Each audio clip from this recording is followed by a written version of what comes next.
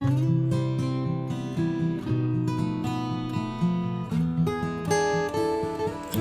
datang di kelas IPS. Kelas ini adalah kelas yang saling menghormati, saling berusaha yang terbaik, dan saling mendukung dalam proses belajar demi meraih prestasi yang gemilang. Bersama saya, Ibu Lilia Israwati Saktiari, SPD, Guru SMP Negeri 14 Semarang. Assalamualaikum warahmatullahi wabarakatuh. Anak-anak, materi kita adalah mengenal benua dan samudra. Sebelum pembelajaran kita mulai, marilah kita berdoa menurut keyakinan dan kepercayaan kita masing-masing. Berdoa mulai. Terima kasih. Setelah kalian nanti belajar tentang materi ini, harapan Bu Lilia, kalian bisa 1. Mendeskripsikan pengertian benua dengan benar.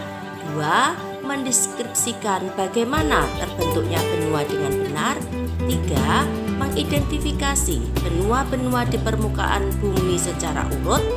4. Mendeskripsikan pengertian samudra dengan benar. 5. Mengidentifikasi samudra yang ada di permukaan bumi secara urut. Apa sih yang dimaksud dengan benua? Perhatikan gambar di samping.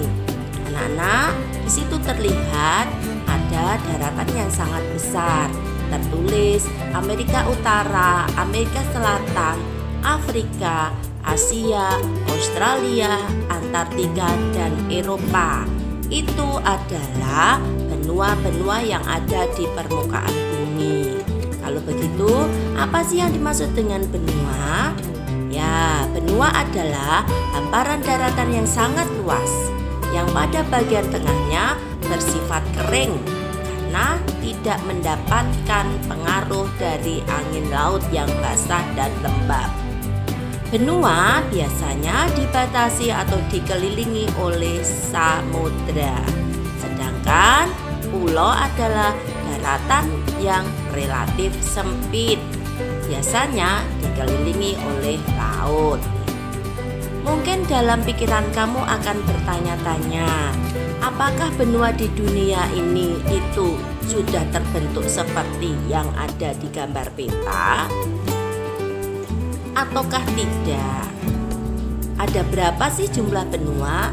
Mari kita lihat satu persatu. Anak-anak, ada sebuah teori yang disebut dengan teori Pangea. Kamu lihat atau perhatikan gambar di samping. Itu adalah awal terbentuknya benua. Jadi, benua itu sebenarnya adalah satu. Namanya benua Pangea. Teori ini dikemukakan oleh seorang ahli Jerman yang bernama Alfred Wegener. Dia menyebutkan benua Pangea terpecah menjadi dua. Jadi setelah jadi benua yang disebut dengan benua Pangea, setelah miliaran tahun berikutnya, benua itu terpecah menjadi dua. Laurasia sebelah utara dan Gondwana sebelah selatan.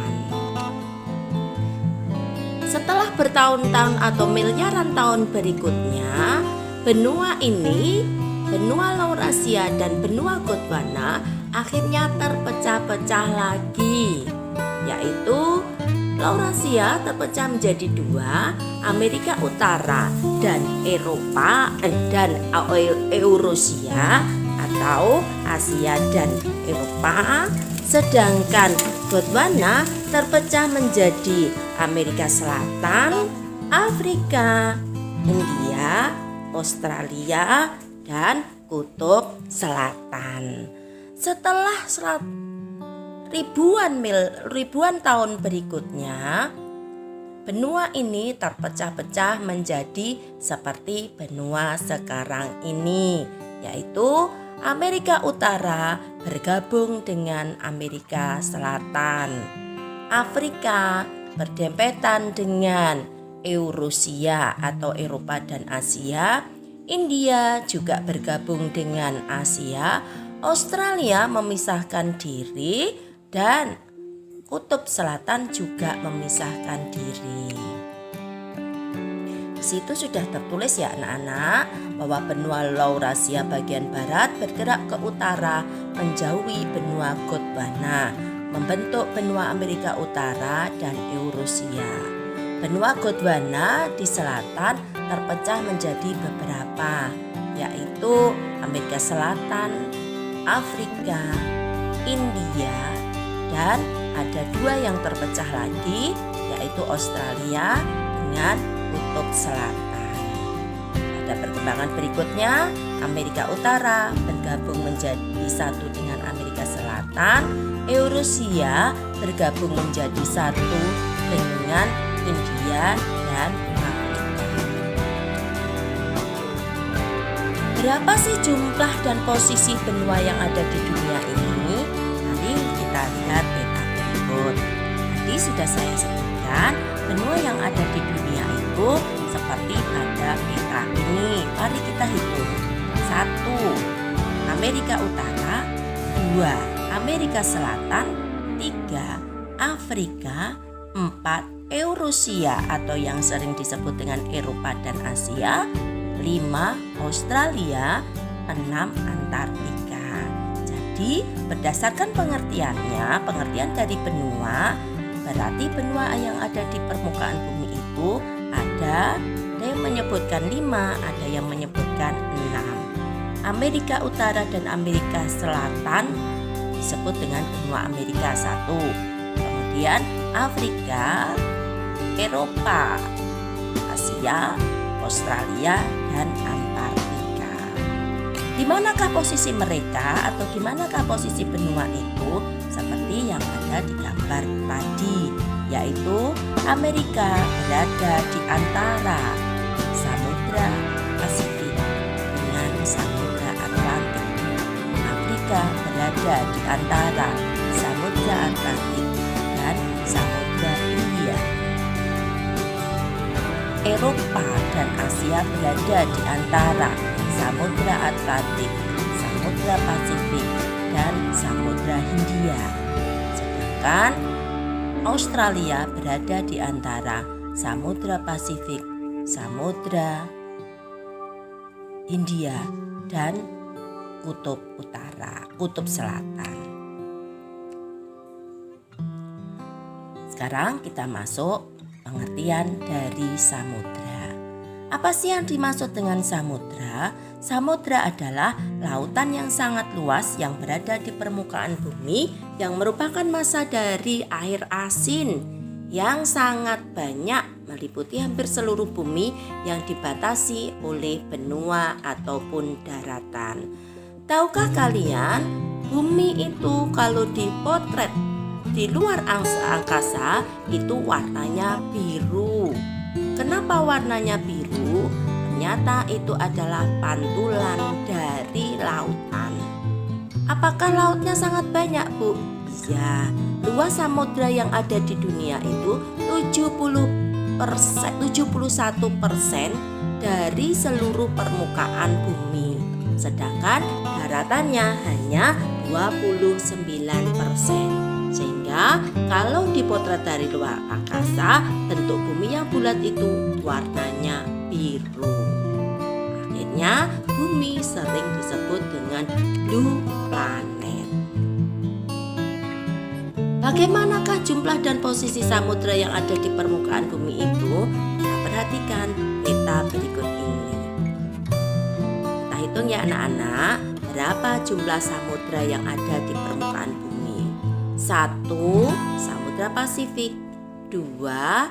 Samudra Atlantik, 3. Samudra Arktik, 4. Samudra Hindia, 5. Samudra Pasifik, 6. Samudra Selatan. Adakah pertanyaan anak-anak? Ya, silakan bertanya ke Bu Lilia, bisa melalui chat di WA ataupun di Google Classroom. sekarang kita masuk pada simpulan. Bumi disebut planet blue atau blue planet karena 71% permukaannya itu diisi oleh air dan 29% berupa daratan. Daratan yang sangat luas di permukaan bumi disebut dengan benua. Benua awalnya itu satu, disebut benua Pangea. Benua di permukaan bumi berjumlah 6. 5 benua bisa dihuni manusia, 1 benua tidak bisa dihuni manusia. Lautan yang sangat luas di permukaan bumi disebut dengan samudra. Samudra di permukaan bumi berjumlah 5. Nah, demikianlah materi hari ini.